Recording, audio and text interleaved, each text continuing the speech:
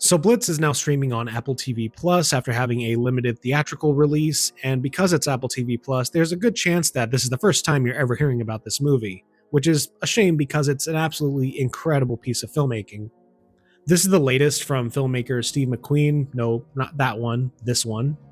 And it follows a woman and her son during the era of blitzkrieg bombings in London during the early 40s. The closest comparison I can make to this film is Steven Spielberg's Empire of the Sun, which is a film that I really love a lot.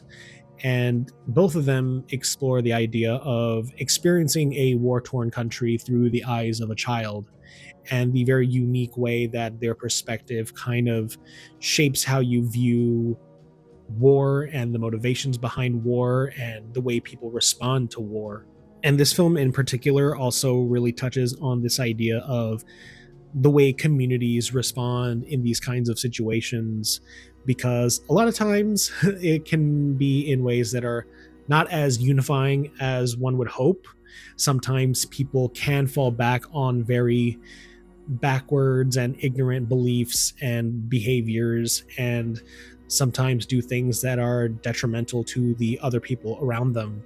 And given that it is Steve McQueen, he also touches on the particular way that women and people of color also experience things during this era, because their experience is obviously going to be very different from your average white Briton at the time.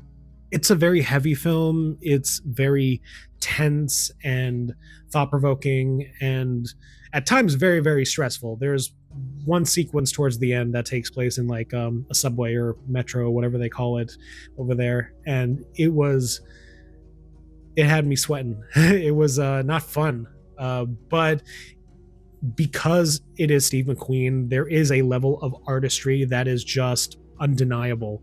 The way scenes are assembled and how they're framed and choreographed, and it is just so impressive and just so very effortlessly watchable. This might be my second favorite film of his, behind Widows, which is still like, I think, like top tier. But it is a film that I think can come across as a little disjointed because it's almost told in like chapters. It's not separated into chapters, but it does feel like you're following a set of characters in like a very contained sort of narrative in one moment, and then you kind of move on to the next, specifically in regards to the plot thread with the boy George. But I think it all worked in the end. I found it very emotionally impactful, and I think it's absolutely worth your time. So if you've seen it, let me know what you thought.